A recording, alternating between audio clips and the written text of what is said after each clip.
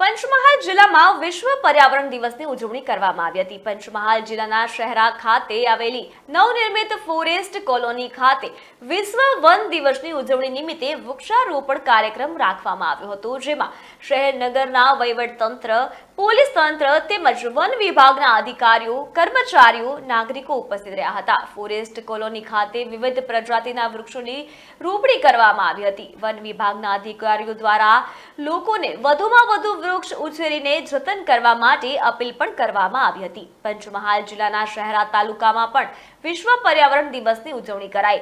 શહેરા પાસે આવેલી નવી ફોરેસ્ટ કોલોની ખાતે વિશ્વ પર્યાવરણ દિવસની ઉજવણી કરવામાં આવી હતી।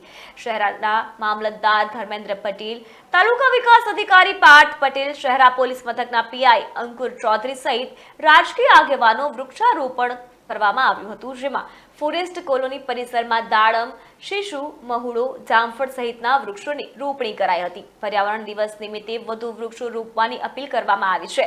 શહેરા નોર્મલ રેન્જના આરએફઓ રોહિતભાઈ પટેલ, શહેરા વિસ્તરણ રેન્જના આરએફઓ અમિત ચૌધરી સહિત વન વિભાગનો સ્ટાફ સહિત નાગરિકો હાજર રહ્યા હતા। ત્યારે આ ખાસ પ્રસંગે વન અધિકારી અમિત ચૌધરીએ શું કહ્યું, આવો જાણીએ। પર્યાવરણ દિવસની ઉજવણી ન્યૂ ફોરેસ્ટ કોલોની ખાતે ઉજવવામાં આવ્યું છે, જે આપણે 50 રોપાનું વાવેતર કરવામાં આવેલું છે, જે અલગ અલગ રોપા જેવા કે જામફળી છે, બદામ છે, શીશુ છે, મહુડા છે, એવા અલગ અલગ રોપાનું વાવેતર કરવામાં આવે છે। 5 જૂનની ઉજવણી 1973માં શરૂઆત કરવામાં આવી હતી। સરકારશ્રીનો ધ્યેય એવો હતો કે જે સમયે પોલ્યુશન, દરિયાઈ પોલ્યુશન, પ્લાસ્ટિક પોલ્યુશન, અનેક પોલ્યુશનો વધી રહ્યા હતા, એટલે સરકારનો એક સિદ્ધાંત સરકાર જાહેર કર્યું હતું કે આપણે વૃક્ષ વાવશું, વરસાદ લાવશું અને પોલ્યુશન હટાવશું।